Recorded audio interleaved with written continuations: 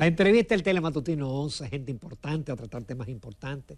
Nos acompaña el sociólogo Inocencio García, como dijimos anteriormente, él fue viceministro de Economía, fue secretario en la Embajada Dominicana en Haití, fue también embajador en la Cancillería relacionado con temas de Haití, es decir, que es un experto en temas de Haití, además es secretario de Asuntos Haitianos de la Fuerza del Pueblo.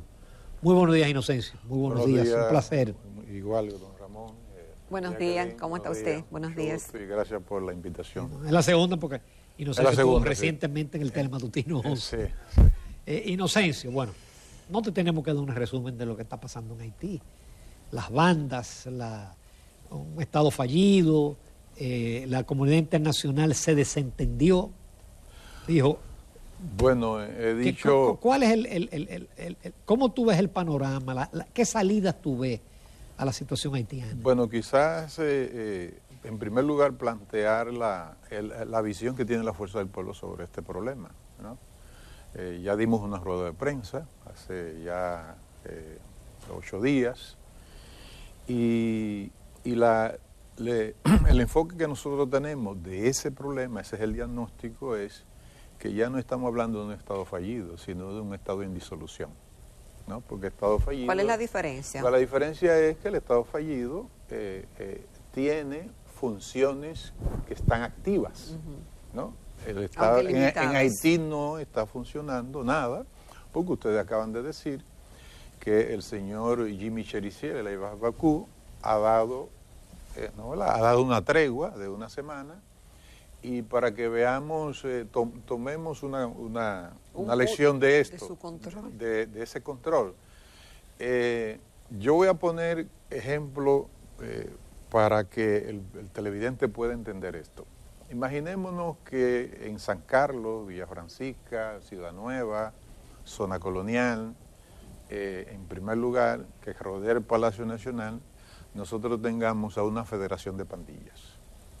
Y que la Policía Nacional nuestra no tenga posibilidad, no tenga fuerza para controlar eso en el entorno del Palacio Nacional. Es lo que está ocurriendo en Haití. O que luego, por ejemplo, esa pandilla controle el 12 de Jaina y la 6 de noviembre, ¿no? ¿Qué es lo que ocurre? Que la ruta número 4 lleva a los departamentos del sur, del sudeste, Nípez y la Gran Danza. Y resulta que eso parte prácticamente por mitad del territorio nacional haitiano, ¿no? Y eso lo hace la Federación de Pandillas, la G9 ANFAMI y aliados, ¿no? Que G9, Familia y Aliados, es una federación de pandillas, ¿no? Ahí veo a Jimmy Cherizier, el jefe que en este momento es el que tiene el poder real en Haití, ¿no? Porque es el que decide qué se hace y qué no se hace. Y el gobierno provisional, el de Ariel Henry, es un gobierno que todavía no está constituido, no tiene ni siquiera fuerza para poder controlar y poner en disposición lo que establecen sus leyes y la Constitución del 29 de febrero de 1987. Bueno, pero ese es el panorama de Haití. Pero ¿qué es lo que está diciendo esa tregua de Jimmy Cherizier? Lo que está diciendo es que la principal solución es acabar con las bandas, acabar con esa federación de pandillas, porque en la medida en que se termine con el poder de esa federación de pandillas, entonces Haití pudiese empezar a adquirir un estado de normalización. Esa es la primera condición, no lo estoy diciendo yo solamente, sino que lo dijo Todd Robinson, el subsecretario para asuntos de la lucha contra los narcóticos de los Estados Unidos, que fue el que dijo que Estados Unidos no se va a ocupar de los problemas de seguridad de Haití, sino que son los haitianos que tienen que ocuparse, que lógicamente que esa declaración nos afecta de manera directa a nosotros, porque bueno, es dejar prácticamente en el limbo una situación que nosotros como Fuerza del Pueblo calificamos que es una crisis inédita, ¿no? Haití no había tenido una crisis de esta magnitud.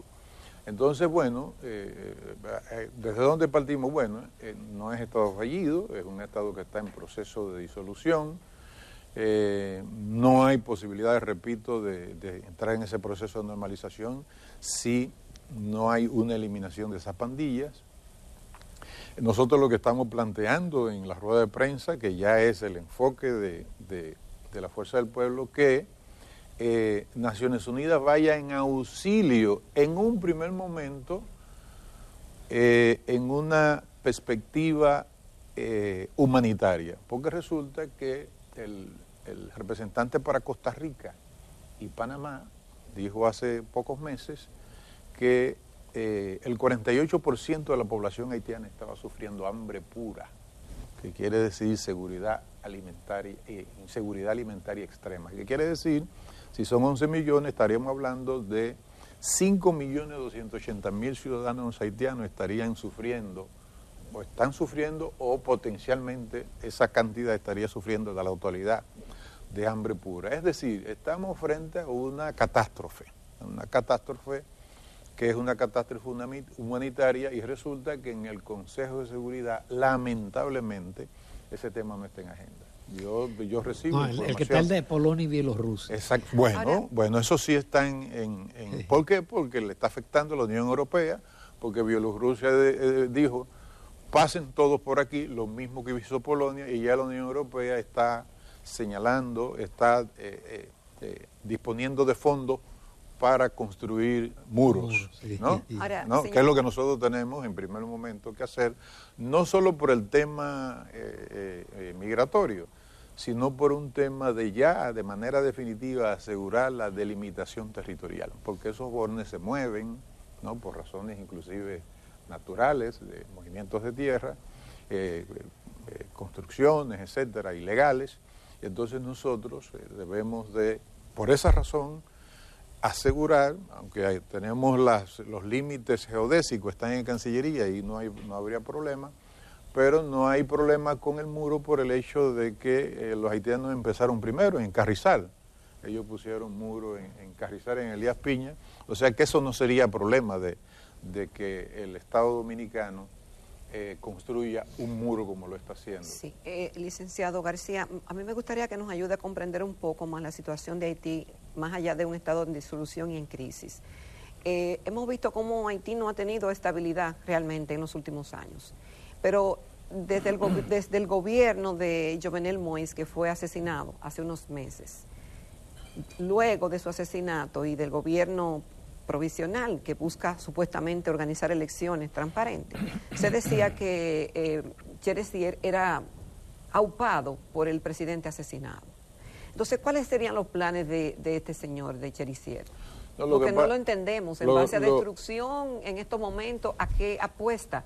¿A que vayan la ayuda internacional? ¿A que ellos mismos pueden? ¿Cuál sería la agenda? Porque no la entiendo. Lo que pasa es que Frankenstein se escapó del laboratorio. Ya. Eso es lo que ha pasado, ¿no? En el sistema político haitiano se utilizó durante décadas a pandillas para atacar a la oposición. ¿Qué ocurrió en los últimos 2 periodos de gobierno del presidente Martelly y de Jovenel Moïse? Bueno, que ese fenómeno se salió de las manos. Y finalmente, en el gobierno de Jovenel Moïse, hubo una relación muy estrecha lamentablemente, entre ese gobierno y las pandillas, porque el gobierno de Jovenel Moïse estaba ya cercado, ¿no? Y se quedó solo. Al ser empresario, no ser político, entonces no supo manejar lo que son las relaciones de fuerzas tan complejas en ese tejido de poder tan complejo que es Haití. Entonces se quedó solo y finalmente la misma pandilla de Jimmy Cheresier le sacó el cuerpo, ¿no? Y a la vez también, por razones de política internacional, el mismo gobierno de Jovenel Moïse se alejó de la pandilla, pero ya era tarde. Entonces, cuando se pregunta qué quiere él, bueno, él, si ustedes se dan cuenta, él no es un simple pandillero, porque tiene un discurso político. Sí. tiene un discurso político, da rueda de prensa, van todos los medios internacionales. Lo que a uno le llama la atención es que ese individuo actúa de manera pública, ¿no? Y la comunidad internacional no se alarma por eso. Nadie llama la atención sobre un individuo que está poniendo en peligro no solamente la estabilidad de República Dominicana y de su país, sino que está poniendo en peligro la estabilidad de toda la región, porque hay que decir aquí que el problema no es bilateral entre la República Dominicana y Haití. Yo quiero enfatizar eso.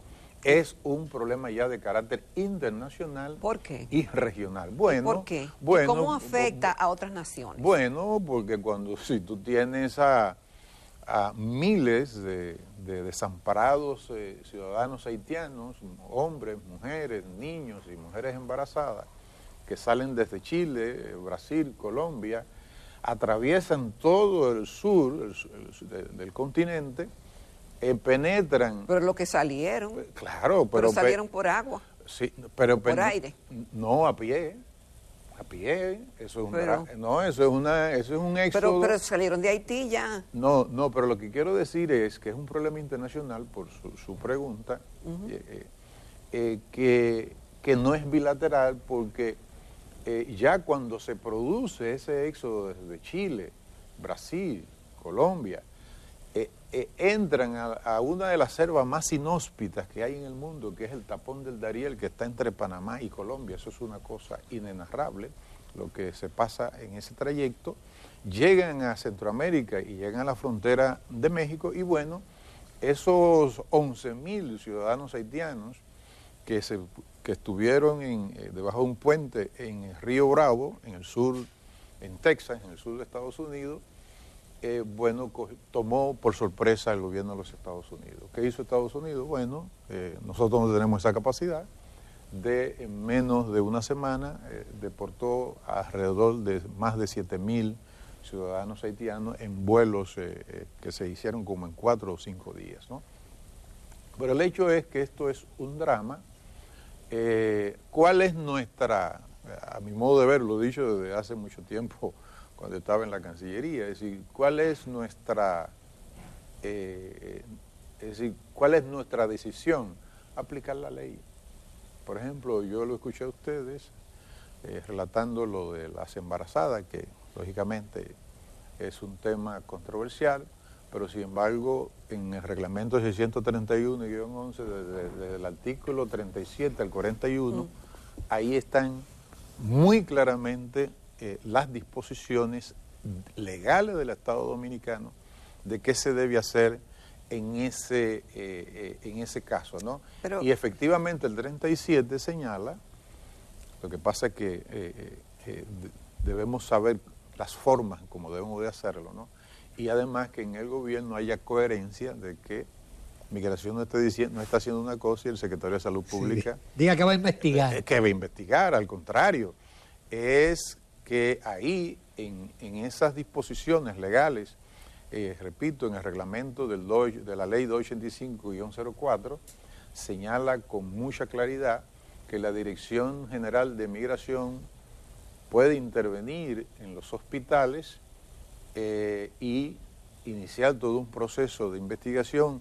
Los centros hospitalarios tienen la responsabilidad de, si esa persona no tiene documentación legal, de llamar a la Dirección General de Migración, y entonces la Dirección General de Migración dar los pasos que la ley... Entonces, ¿cuál es la situación nuestra? Es que nosotros apliquemos la ley interna dominicana. Un paréntesis, de manera coherente. La ONU dice y le pide a la República Dominicana suspender las deportaciones de embarazadas, y dijo que las acciones incumplen el proceso establecido en protocolos nacionales y las convenciones y estándares internacionales. Bueno, leyendo eso cualquiera se puede confundir. Bueno, porque los organismos internacionales debemos convenir todos. Yo tuve la experiencia en el año 2005-2006, fuimos a la Comisión Interamericana de Derechos Humanos a Washington, y en ese caso nos acompañó, aunque no era funcionario de gobierno, fue designado por el canciller Morales Troncoso, el ex presidente de la Junta Central Electoral, Julio César Castaño Guzmán, y el experto don Miguel, el jurídico, que es un experto, ya está como asesor en Cancillería. Fuimos a la Comisión Interamericana de Derechos Humanos y aunque desde la División de Relaciones con Haití elaboramos un documento de cómo era una petición de organizaciones de ONGs de dominico-haitianas en la República Dominicana, es decir, personas de ascendencia haitiana que fueron a hacer una petición a la Comisión Interamericana de Derechos Humanos, pero resulta que por más alegaciones que tuvo la misión dominicana con un documento que elaboramos de la División de Relaciones con Haití, no se nos hizo caso, ¿no? Entonces, ¿cuál es, doña Jacqueline y Ramón, la decisión nuestra? Que nosotros apliquemos de manera estricta la ley. Entonces, no se puede hablar de que viola los procedimientos porque el procedimiento está en la 285-04 y está particularmente cubre desde la 37, del artículo 37 al 41 del reglamento 631-11, ¿no? Miren, eso no se va a acabar, es decir, no va, porque a nosotros nos aplicaron entre 2013 2015, que fue la crisis, ¿no?, la que tuvimos en el anterior gobierno del presidente Danilo Medina, nos aplicaron lo que yo llamo la leyenda negra, que fue la campaña que Holanda, Francia e Inglaterra desarrollaron desde el siglo XVI hacia adelante, inclusive hasta el siglo XIX, contra España, ¿no? Una campaña en contra de la imagen de España. Eso nos aplicaron a nosotros al grado de que la comisión... Y con éxito, ¿eh? Sí, con éxito. Y al grado de que la Comisión Interamericana de Derechos Humanos le pidió, de la OEA, le pidió al gobierno dominicano que cambiara la Constitución dominicana. Y tuvo el presidente Leonel Fernández, en mayo de 2014, ahí está la exposición, de ir a hacer una exposición a la OEA y decir que la CID se había extralimitado en sus capacidades, ¿no? Porque fue una campaña realmente brutal. En definitiva, es que, en primer lugar, nosotros de manera estricta apliquemos nuestra ley, que no aceptemos presiones si estamos aplicando la ley de manera debida, ¿no?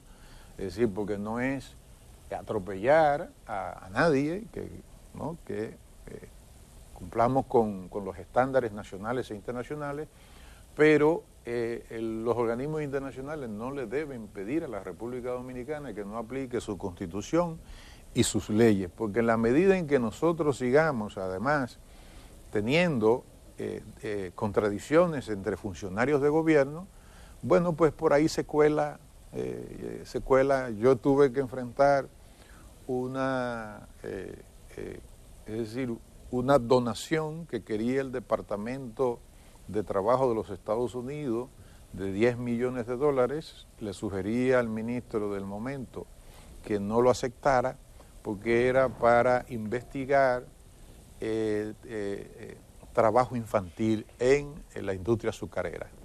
Luego nos dimos cuenta, averiguando con México, que lo mismo le pasó a México, porque resulta que era un lobby de los azucareros de la Florida, de los Estados Unidos, para que se afectara la cuota azucarera de México, y eso mismo querían hacer para República Dominicana. Entonces, no importó que el ministro enviara una comunicación al secretario de Trabajo, de origen dominicano en ese momento, ¿no?, que era el secretario de Trabajo, no se le hizo caso a la comunicación del ministro, inclusive lo que se ampliaba. Bueno, finalmente eso no se aceptó esa donación de $10 millones, y una cosa que hicimos fue enviar comunicaciones a las distintas secretarías donde se podía tocar puertas, porque resulta que cuando una puerta se cierra, ya tenemos esa experiencia, se va a otra puerta, y si el ministro no está advertido de que una parte del gobierno, en este caso el Ministerio de Economía, que es el que lleva la cooperación internacional, ha rechazado como rector de la cooperación, ha rechazado esa donación, entonces ellos van y tocan puertas y si ese ministro lo acepta, dice, bueno, no, pero es que ese ministro ya no han aceptado la donación porque tocan otra puerta. Es decir, no se detienen ante el organismo rector que está diciendo, no queremos esa donación porque esa donación no es conveniente para la República Dominicana en ese momento. Es decir, ¿qué es lo que quiero? ¿Cuál es el mensaje? Es que nosotros tenemos que aprender a lidiar con la comunidad internacional, porque en política internacional, dicen los expertos, no aplica la moral sino los intereses. Licenciado, para que nos quede claro, ¿ha sido elogiado el presidente Luis Abinader en cuanto a la posición asumida en foros internacionales y localmente con respecto a Haití? ¿Ha sido enérgico? Ha llamado a la comunidad internacional a acudir en rescate de Haití. También ha endurecido algunas medidas de deportaciones a los ilegales, la aplicación también de un periodo de 3 meses para regularizar a los que están a los que no han regularizado su contrato de trabajo, y que la frontera está blindada, que haya apostado unos 11.000 soldados en la frontera, que tenemos drones, que tenemos helicópteros, etcétera. Sin embargo, nosotros tuvimos en el día de ayer como invitado al senador de la provincia de Pedernales, que dijo, Dionis Sánchez, que en Pedernales y en Elías Piña por ahí se sigue entrando y sacando de todo, y sigue el trasiego y que sigue la misma dotación, que no han aumentado la dotación. Exacto, no han aumentado la dotación. Entonces, ¿qué usted cree? Bueno, ¿las palabras son enunciados o se corresponden con las acciones? Bueno, yo lo que creo que un problema tan grave no es solo migratorio, ya es un tema de seguridad nacional, de un tema de estabilidad, visto no solamente en este momento, sino en el mediano y en el largo plazo. Esto es un tema que hay que tomarlo con determinación y prudencia, decimos nosotros en la Fuerza del Pueblo. Determinación en el sentido de que debemos aplicar la ley, ¿no? Pero hemos dicho que la política exterior tiene no solamente contenido, sino formas. Y hemos dicho que el presidente, con todo respeto al señor presidente de la República, al jefe del Estado, siempre lo decimos, no debió solicitar por tuit a esas potencias como lo hizo, porque eso no se hace por tuit. Sino por vía diplomática. Eso se hace en los estrictos canales diplomáticos. ¿Por qué? Porque si no, no te hacen caso. ¿Y cómo sabemos que no lo hizo? Bueno, no, el asunto es que si lo hizo, no debió hacerlo por tuit, ¿no? ¿Por qué? Porque esas naciones tienen una larga tradición diplomática, sabe cómo se manejan las relaciones entre Estados, y en consecuencia, si tú lo haces por tuit, le está faltando el respeto a ese Estado, a esos jefes de Estado, y definitivamente no te hacen caso, entonces se rebaja la majestad de la magistratura del Estado nacional y del jefe del Estado.